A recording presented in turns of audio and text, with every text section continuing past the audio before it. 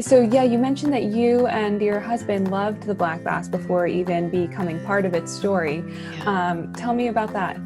So we used to go there for dinner and we loved the chef. We got to know the staff there.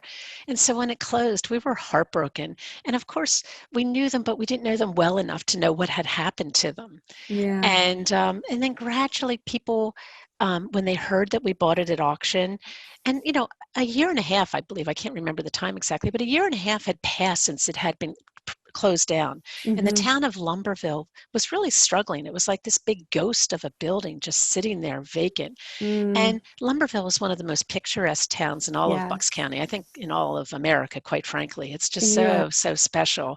It always reminds me of a little town out of Europe. Um, Yes. it really does. It's very unique and it's so charming. But it really hurt when this big icon that had been open for hundreds of years closed down, and it was sad for the town itself. So Hmm. when many people heard that my family bought the Black Bass, some of the previous employees began to reach out to us, including our chef, John Barrett, who was just amazing. And he's like, please bring me on board. I want to come back on board. And we're like, Oh. absolutely, but we're not going to be open for a while. So my favorite pictures are of John Barrett out on River Road waving a flag to control the traffic as we were renovating. So he's like, I'll do anything. So Oh, dedicated. Yeah. yes, yes. And so that happened with several of the previous employees, and they're really special to us, and we have a really good bond.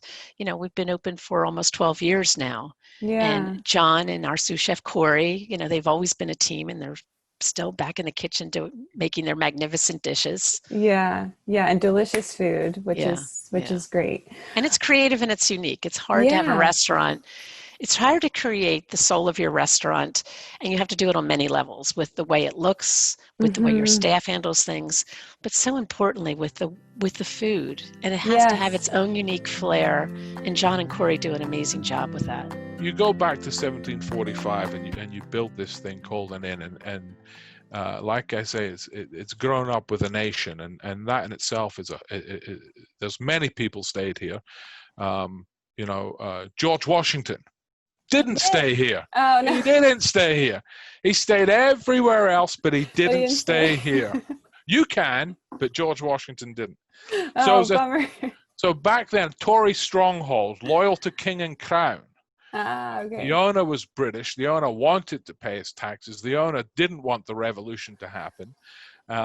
So this we say, was a Tory stronghold, which is where a lot of the British history that exists in the building now.